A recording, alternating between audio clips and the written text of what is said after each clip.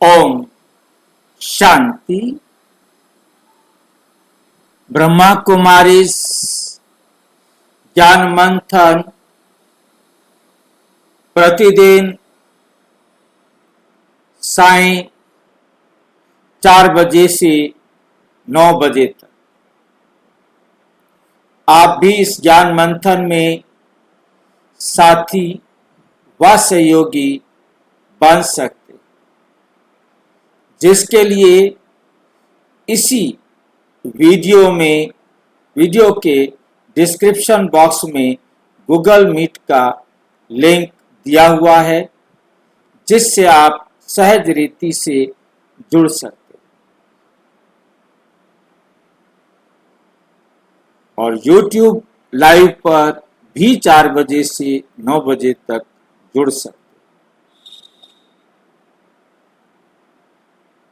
यदि आपको जुड़ने में कठिनाई हो रही है तो सामने इसी वीडियो में नीचे चलती हुई लाइन में व्हाट्सएप नंबर दिखाई दे रहा है, उस पर मैसेज करके आप लिंक मंगा सकते हैं, प्रश्न पूछ सकते हैं और यदि आपका सुझाव है तो आप सुझाव भी दे सकते हैं।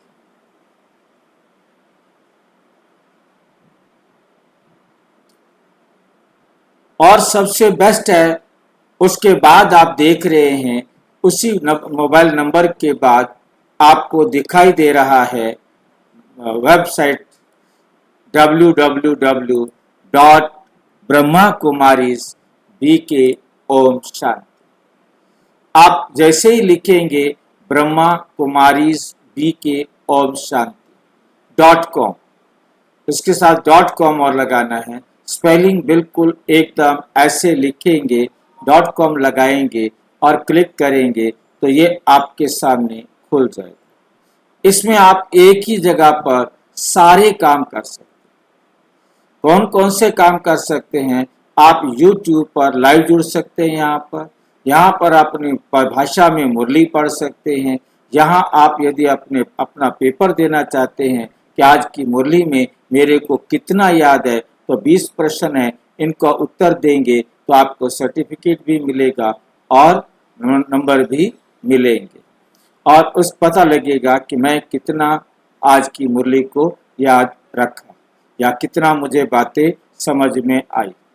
और यहाँ आप गूगल मीट के लिए जुड़ सकते हैं। सभी जगह आप एक ही क्लिक करेंगे, जैसे यहाँ एक ही क्लिक करेंगे तो आप गूगल मीट पर जुड़ जाएंगे। रेडी टू ज्वाइन, बस अब आप क्लिक करेंगे तो जुड़ जाएंगे। आप यदि प्रश्न पत्र लेना चाहते हैं, क्लिक करें, आपके सामने ये प्रश्न पत्र आ जाएगा। इसी प्रकार से आप जो भी क्लिक करेंगे, एक ही क्लिक में आपके सामने सारी जो हमारे ब्रह्मा कुमारी का परिचय है, जितनी भी हमारी अव्यक्त मुरलियाँ हैं, सारी की सारी अव्यक्त मुरलियाँ यहाँ पर आपको अवेलेबल है। एक ही क्लिक के अंदर आप देखेंगे कि अव्यक्त मुरलियाँ 1969 से 2000 तक सारी मुरलियाँ यहाँ पर अवेलेबल हैं। आप जिस साल की मुरली देखना चाहते हैं देख सकते हैं, उसके वीडियो सुनना चाहते हैं, उनके प्रश्न उत्तर जानना चाहते हैं तो ये साथ में दिए हुए। जैसे अभी हमने अव्यक्त मुरली 1969 को शुरू किया है, तो यहाँ आएंगे तो उसके सारे वीडियोस भी यहाँ पर आपको मुरली मिलेगी और यहाँ पर आपको सारे वीडियोस जो है यहाँ पर मिलेंगे और उनके प्रश्न उत्तर और टेक्स्ट भी मिलेगा। जैसे हम इसको क्लिक करते हैं 1969 की मुरलियों को, ये मुरलियाँ जो डल गई हैं सारी की सारी मुरलियाँ, और इन मुरलियों को आप क्लिक करेंगे तो आपको वीडियो तो मिलेगी ही मिलेगी, परंतु उस वीडियो के साथ आपको टेक्स्ट भी मिलेगा, प्रश्न उत्तर भी मिलेंगे अध्याय से रिलेटेड। समझ रहे हैं बात को? तो इस प्रकार से उस मुरली को आप बहुत अच्छी तरह से समझ सकते हैं। एक एक पॉइंट को विस्तार से समझाने के लिए बनाया गया, छोटे प्रश्न उत्तर भी और बड़े प्रश्न उत्तर। एक ही मुरली को आप ये सारी चीजें एक साथ प्राप्त कर सकते हो। अच्छा,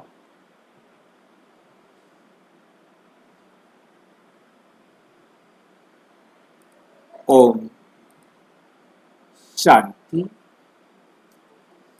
आज की अव्यक्त मुरली है जो बाबा ने 18 जून 1969 को चलाई। आज की अव्यक्त मुरली का विषय है मर जीवा वह है, मर जीवा वह है जो अपुराने शूद्रपन के संस्कारों को टच भी ना करे, जो पुराने शूद्रपन के संस्कारों को टच भी ना करे। मर जीवा वह, जीते जी मरा वो है जो पुराने शूद्रपन के संस्कारों को खत्म कर दिया, जिसने अपने शूद्रपन के संस्कारों को खत्म कर दिया, उसको छूता भी नहीं। आप सभी पाठशाला में जाते हो ना, पाठशाला का पाठ क्या है? हमारी इस पाठशाला का पाठ क्या है? अपने को मर जीवा बनाना। रोजाना बाबा यही एक पाठ पढ़ाता है कि मर जीवा बनो, जीते जी मरो, जीते जी मरो। कोई दिन ऐसा नहीं होता जिस दिन ये पाठ बाबा नहीं पढ़ाते। भाषा बदल जाती है, कहने का तरीका बदल जाता है, परंतु चैप्टर यही है। अपने आप को आत्मा समझना ये भी मरजीवा जन्म है। अपने देह से, मित्र संबंधियों से, पुरानी दुनिया से छुटकारा पाना, उनके साथ अपना संबंध देह भान वाला ना रख के आत्मा वाला रखना, ये भी मरजीवा। भाई जी। हाँ जी। भाई जी, विनीता बहन वेट कर रही है। समझा नहीं, क्या कह रहे हो? विनीता बहन वेट कर रही है, ज्वाइन करना है उनको, फोन की थी मेरे को। आएंगे तो मैं दिखाई दिया नहीं मेरे को।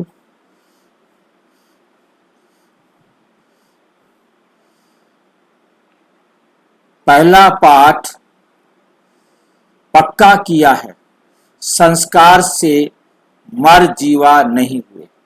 अभी तक संस्कार से मर जीवा नहीं हुए हैं। जब कोई मर जाता है तो पिछले संस्कार भी खत्म हो जाते हैं। तो यहाँ भी हम मर गए तो हमारे पिछले संस्कार क्या हो जाने चाहिए? खत्म हो जाने। भूल जाएं हम अपने पिछले संस्कारों को, जो आज तक हम सोचते थे, बोलते थे, करते थे, वो सब अब छोड़ करके अब जैसे बाबा कहता है वैसे बोले, वैसे सुने, वैसे करें।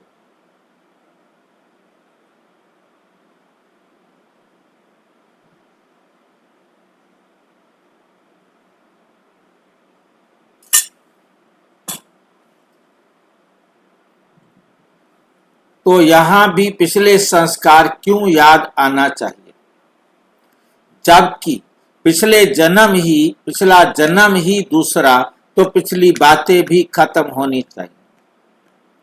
ये पहला पाठ है मर जीवा बनने का। ये पहला पाठ है मर जीवा बनने का। वह पक्का करना है। पिछले पुराने संस्कार ऐसे लगने चाहिए जैसे और कोई के थे, हमारे नहीं। जैसे और कोई के थे, हमारे नहीं। पहले शूद्रों के थे, अभी ब्राह्मणों के हैं, तो पुराने शूद्रों के संस्कार नहीं होने चाहिए। पराये संस्कार अपने क्यों बनाते हो? जो पराई चीज को अपना बनाते हैं उनको क्या कहेंगे? चोर। उनको क्या कहेंगे? चोर। पराई चीज को अपना बनाने वाला चोर। अच्छा लगता है बाबा को हमारे साथ, बच्चों के साथ ऐसी बातें कहते हुए। तो हमें चोर बता दिया बाबा ने, कोई बात नहीं।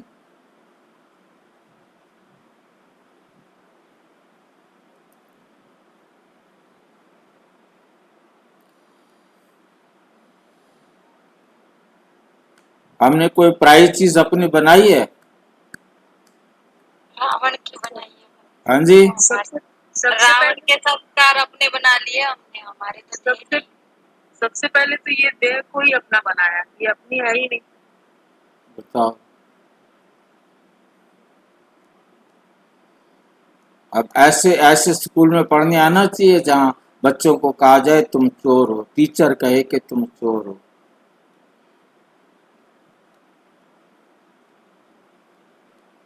और सारी क्लास में बेइज्जती कर दी।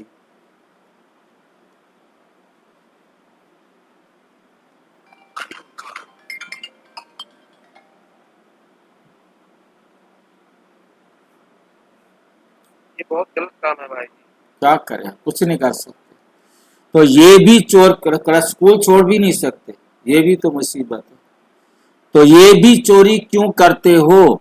ये तो शूद्रों के संस्कार हैं, ब्राह्मणों के नहीं है। शूद्र की चीज को ब्राह्मण स्वीकार क्यों करते हैं? अछूत के साथ कपड़ा भी लग जाए तो नहाते हैं। अछूत के साथ हमारा कपड़ा भी लग जाए ना तो दोबारा नहाना पड़ता है।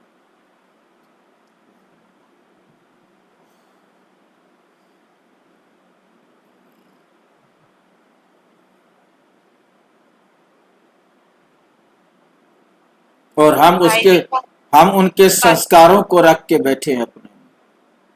भाई जी बाबा ऐसी ऐसी बातें सिखाते हैं जब भी घर में लड़ाई होती है। हाँ, अछूत के साथ कपड़ा भी लग जाए तो नहाते हैं। तो शूद्र पनी का संस्कार ब्राह्मणों को लग जाए तो क्या करना चाहिए, ये बता दो आप। भाई जी क्या सिखाया आपने जो घर में लड़ाई लगती है? बाबा ने क्या सिखा दिया? अभी हम जुड़ी हैं, सुन नहीं पाई। हम सबको शूद्र समझ रहे हैं, खुद को भी शूद्र समझ रहे हैं, और हम जाके परिवार में कहें कि हम शूद्र हैं, तुम भी शूद्र हो, बताओ होगा झगड़ा कि नहीं होगा? सही। अब शर्म के मारे बताएंगे भी तो नहीं ना हम। संस्कार ब्राह्मणों को लग जाए तो क्या करना चाहिए? उसके लिए पुरुषार्थ करना चाहिए। जैसे गंदी चीज को नहीं छूते वैसे पुराने संस्कारों से बचना है। पुराने संस्कारों को अब छूना नहीं, अब छूना नहीं। इतना जब ध्यान रखेंगे तो औरों को भी ध्यान दिला सकेंगे, औरों को भी ध्यान दिला सकेंगे। सर्विस की सफलता का मुख्य गुण कौन सा है? नम्रता। जितनी नम्रता उतनी सफलता, जितनी नम्रता उतनी सफलता। नम्रता आती है निमित्त समझने से। निमित्त समझकर सर्विस करना नम्रता के गुण से सब आपके आगे नम्न करेंगे। जो खुद झुकता है उसके आगे सभी झुकते हैं। निमित्त समझकर कार्य करना है। जैसे बाप शरीर का आधार निमित्त मात्र लेते हैं, वैसे आप समझो कि निमित्त मात्र शरीर का आधार लिया है। एक तो शरीर को निमित्त मात्र समझना है, दूसरा सर्विस में अपने को निमित्त समझना, तब नम्रता आएगी। फिर देखो सफलता आपके आगे चलेगी।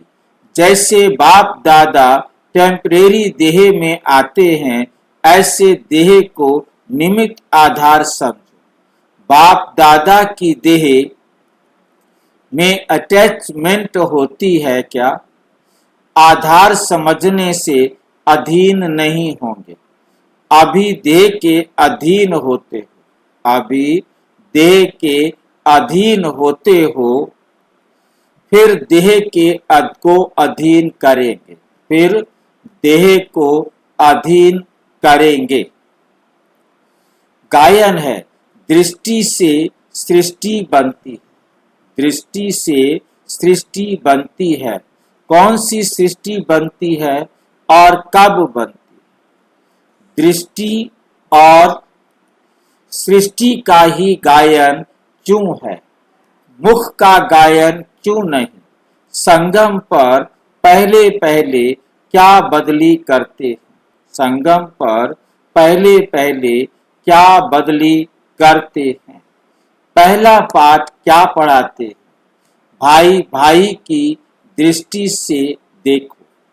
भाई भाई की दृष्टि अर्थात पहले दृष्टि को बदलने से सब बातें बदल जाती हैं।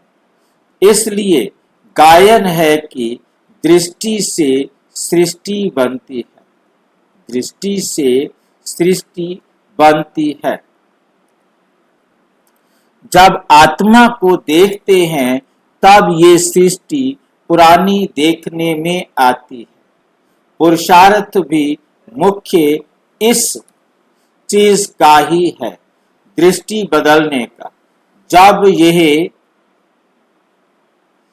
जब ये दृष्टि बदल जाती है तो स्थिति और परिस्थिति, स्थिति भी और परिस्थिति भी बदल जाती है।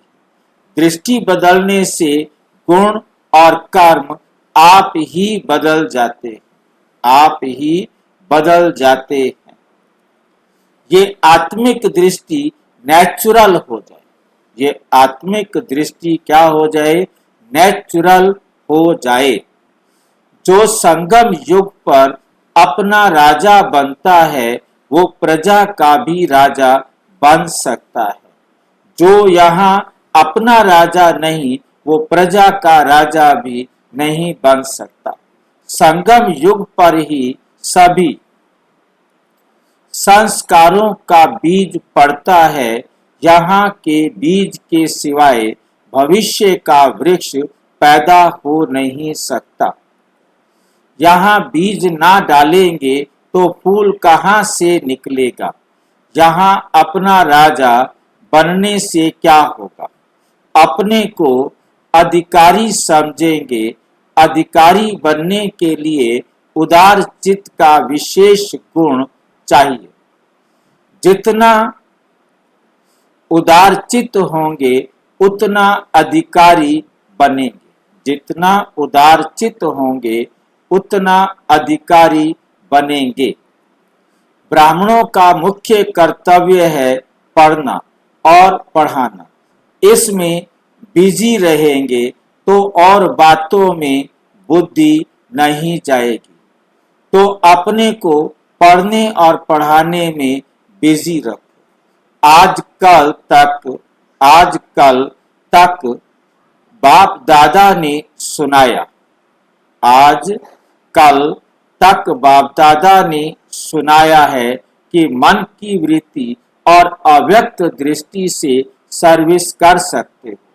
अपनी वृत्ति दृष्टि से सर्विस करने में कोई बंधन नहीं। जिस बात में स्वतंत्र हो वे सर्विस करनी चाहिए।